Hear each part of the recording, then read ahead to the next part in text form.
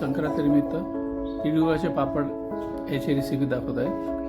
त्याच्यासाठी आता काय साहित्य लागते, तूप अर्धी वाटी, गूळ आणि भाजले तीळ समप्रमाणात। पहिले कढई गरम करून त्याच्यात गूळ थोडं भाजून घेतलं तरी चालेल आणि नंतर तूप सोडायचं त्याच्यामध्ये आणि त्याच्यामध्ये किसलेला गूळ असतो ना, बारीक केलेला, तो त्यात टाकायचा आणि त्याचा पाक होईपर्यंत त्याला ढवळत राहायचं।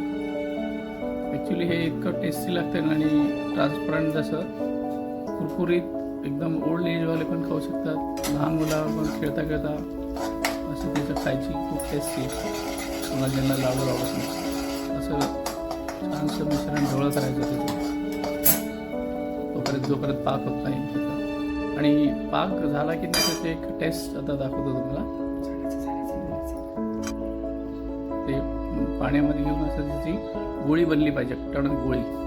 जर गोळी टणक बनली तर तुमचा पाक तयार झाला, म्हणजे तुमचं पुढचं ते पापड छान बनतील। हा एक नवीन प्रकार आहे आणि बिना साखरेचा तर तो खाऊ शकता आपण। मग ते भाजलेले तीळ त्याच्यामध्ये टाकून चांगलं मिश्रण तयार करायचं त्याचं, कंटिन्युअस त्याला मिक्स करणं आवश्यक आहे।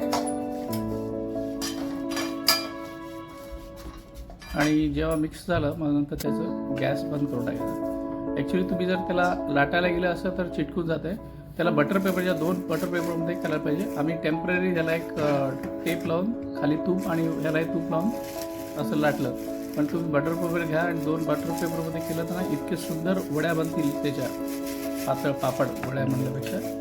आम्ही हे टेम्पररी प्लास्टिक लावून केलेलं आहे, तर तुम्ही बघा त्याचं खरंच खूप छान सुरेख, बघा किती छान पापडसारखं तयार झालं आणि खायला पण खुसखुशीत आणि एकदम क्रिस्पी बनतात ते।